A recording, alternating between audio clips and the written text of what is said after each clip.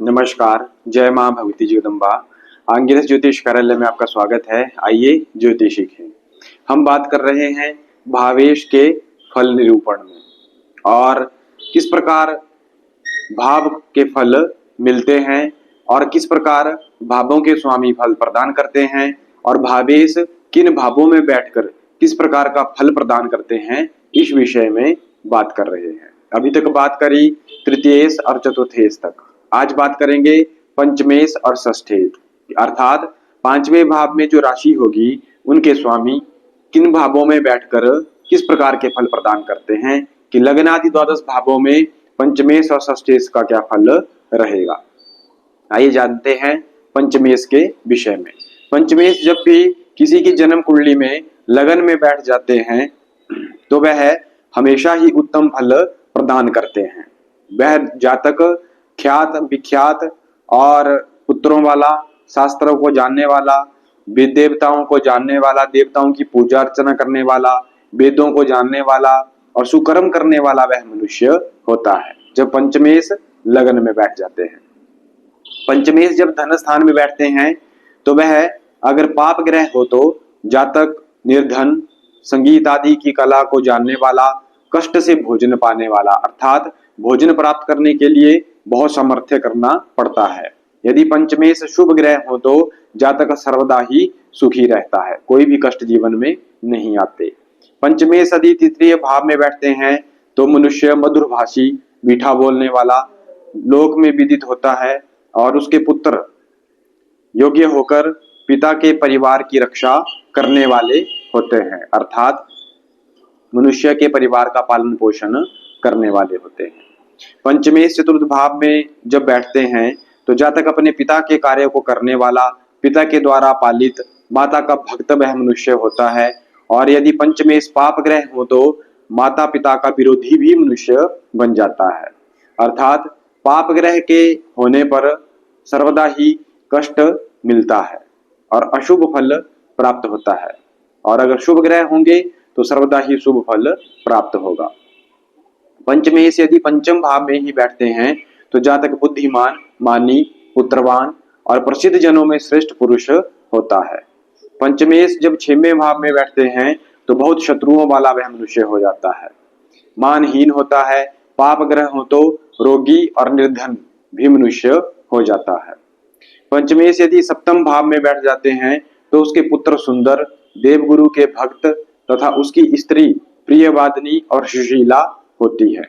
पंचमेश अष्टम भाव में हो तो जातक स्त्री रहित अथवा स्त्री जीवित रहे तो क्रोधिनी, अंगहीन होती है तथा भाई और पुत्र भी क्रोधी एवं अंगहीन होते हैं। पंचमेश यदि नवम भाव में हो तो सद्बुद्धि वाला, विद्यावान, कवि, संगीतज्ञ और राजाओं में मान्य, राजमान्य, सुंदर और नाटक प्रिय वह मनुष्य होता है। पंचमेश यदि दसम स्थान में बैठ जाए तो जातक राज कर्मचारी, राजमान्य, सत्कर्म करने वाला, श्रेष्ठ और माता को सुख देने वाला मनुष्य होता है। पंचमेश यदि एकादश भाव में हो तो जातक शूर, पुत्रवान, सत्य से प्रेम रखने वाला, संगीत आदि कला को जानने वाला, राजा से सम्मानित वह मनुष्य होता है। पंचमेश यदि द्वादश भाव में बैठते हैं तो पाप ग्रह हो तो जातक पुत्रहीन तथा शुभ ग्रह हो तो पुत्रवान और पुत्र से संतोष मनुष्य को होता है। अगर शुभ ग्रह होंगे तो पुत्र से संतोष मनुष्य को सर्वदा ही रहेगा। वह प्रदेशवासी भी मनुष्य हो सकता है, प्रदेश जाने वाला, अर्थात कुछ लोग प्रश्न करते हैं कि हमारा विदेश योग है या नहीं, तो पंचमेश यदि शुभ ग्रह होकर द्वादश भाव में बैठे होंगे तो अवश्य ही विदेश योग होगा और प्रदेशवासी वह मनुष्य होगा। इस प्रकार मानसागरी में पंचमेश का फल द्वादश भावों में कहा गया है। अब बात करते हैं षष्ठेश की। षष्ठेश जब भी लग्नादि द्वादश भावों में बैठते हैं तो वह किस प्रकार का फल प्रदान करते हैं, आइए जानते हैं। षष्ठेश जब लगन में बैठते हैं तो जातक निरोगी, अर्थात उसे कोई भी रोग नहीं होते, बलवान, कुटुंबियों के कष्ट को जानने वाला और बहुतों को अपने पक्ष में रखने वाला, शत्रुओं को जीतने वाला, बोलने वाला, अधिक बोलने वाला, और धन कमाने वाला और स्वच्छंद अपने विचारों का स्वच्छंद मनुष्य होता है। षष्ठेश जब धन भाव में हो तो जातक दुष्ट और चतुर, धन संग्रह करने वाला, उत्तम स्थानवासी, उत्तम स्थान में रहने वाला, ख्यात अर्थात रोगी और मित्र रहित मनुष्य होता है। षष्ठेश यदि तृतीय भाव में हो तो जातक लोग को कष्ट देने वाला, नीच आचरण वाला तथा उसे लड़ाई से सदा कष्ट होता है। षष्ठेश चतुर्थ स्थान में हो तो पिता और पुत्र में परस्पर शत्रुता होती है और उसका पिता रोगी होता है तथा वह पुत्र सहित चिरकाल तक संपत्तिवान वह मनुष्य रहता है। षष्ठेश जब पंचम भाव में बैठ जाते हैं तो वह पुत्र से शत्रुता और पुत्र के कारण मरण मनुष्य का होता है। यदि षष्ठेश शुभ ग्रह हो तो निर्धन और दुष्ट और कपटी मनुष्य होता है, अर्थात चाहे शुभ ग्रह हो चाहे क्रूर ग्रह हो। अगर षष्ठेश पंचम भाव में बैठ जाते हैं तो सर्वदा ही अनिष्ट फल प्रदान करते हैं, क्योंकि छवें भाव का पंचम भाव जो है वो द्वादश भाव बनता है, 12वां भाव बनता है। तो व्यय भाव में बैठने के कारण, 12वें भाव में बैठने के कारण अनिष्ट फल ही सर्वदा प्रदान करते हैं। षष्ठेश यदि षष्ठ स्थान में ही हो तो जातक निरोगी, अकारण लोगों से शत्रुता करने वाला, सुखी, कृपण, कंजूस, कभी भी खिन्न ना होने वाला, अर्थात मन में उसे के कोई खेद नहीं होता, किंतु दूषित स्थान में रहने वाला वह मनुष्य होता है, अर्थात जहां वह रहता है वहां साफ सफाई नहीं होती है, दूषित स्थान रहता है। षष्ठेश जब सप्तम भाव में बैठते हैं तो वह मनुष्य विरुद्ध, स्त्रियों का विरुद्ध आचरण करने वाला होता है। अगर पाप ग्रह होगा तो स्त्रियों का आचरण, स्त्रियों के आचरण के विरुद्ध कार्य करेंगे।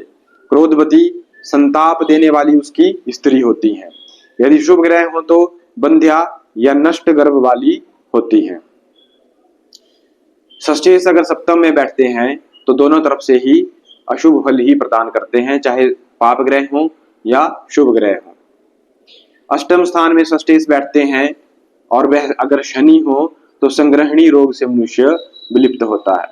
मंगल हो तो विष आदि, सर्प आदि से लिप्त रहता है, और बुध हो तो विष से, चंद्र हो तो शीघ्र मनुष्य का मरण होता है, रवि, सूर्य हो तो सिंह आदि जंगली जानवर मनुष्य को मारते हैं, गुरु हो तो अष्टम में जातक दुष्ट बुद्धि, और शुक्र हो तो नेत्र दोष से युक्त मनुष्य होता है, अर्थात मनुष्य की आंखों में रोग रहता है।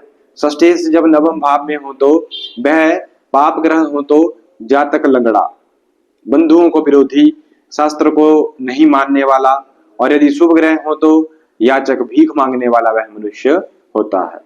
षष्ठेश दसम स्थान में हो और पाप ग्रह हो तो जातक अपनी माता का शत्रु होता है, दुष्ट स्वभाव वाला होता है। यदि शुभ ग्रह हो तो धर्म और संतान को पालने वाला, परंतु मृत्यु दोष से युक्त मनुष्य रहता है। षष्ठेश एकादश स्थान में हो तो वह पाप ग्रह हो तो उसका मरण शत्रु से होता है, अर्थात षष्ठेश अगर द्वादश भाव में बैठ जाते हैं तो शत्रुओं के द्वारा वह मनुष्य मारा जाता है। शुभ ग्रह हो तो शत्रु और चोरों को वह नष्ट कर देता है, तथा चौपायों, पशुओं को पालने वाला और चार पैर वाले पशुओं से लाभ लेने वाला वह मनुष्य होता है। षष्ठेश यदि द्वादश भाव में बैठे हो तो पशुओं से धन की हानि मनुष्य की होती है।